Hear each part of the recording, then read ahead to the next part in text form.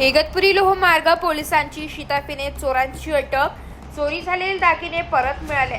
इगतपुरी ते कसारा दरम्यान प्रवास करणाऱ्या एका महिलेची चालत्या गाडीतून सोन्याचे दागिने असलेली पर्स चोरणाऱ्या दोघा चोरट्यांना इगतपुरी लोहमार्ग पोलिसांनी मोठ्या शिताफीने तपास करून अटक केली आहे.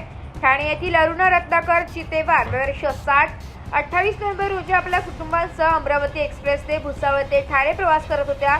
इगतपुरीतून गाडी सुटल्यानंतर कसारा घाट येथील गाडी थांबवून सुरू झाल्यानंतर अज्ञात चोरट्यांनी त्यांच्या पर्समधून 4,47,634 रुपयांच्या सोन्या चांदीचे विविध दागिने चोरले. यामुळे अरुणा चितेवार यांनी इगतपुरी रेल्वे पोलिसात तक्रार दाखल केली. पोलीस अधीक्षक स्वाती भोर, उपविभागीय पोलीस अधिकारी सूर्यकांत बांगर आणि इगतपुरी रेल्वे पोलीस ठाण्याचे पोलीस उपनिरीक्षक बालाजी शेंडगे यांच्या मार्गदर्शनाखाली तपास केला असता तपास सुरू केल्यावर सहाय्यक फौजदार दीपक निकम, हेमंत घरटे, राजेश बागुल, गोविंद दाभाडे, योगेश पाटील आणि नितीन देशमुख यांना चोरट्यांचा मागोवा घेता संशयित आरोपी म्हणून रवी नामदेव धोंगडे वर्ष 25 देऊळवाडी कसारा आणि समीर जनार्दन घोडविंदे वर्ष 19 सावरोली शहापूर यांना अटक करण्यात आली आहे.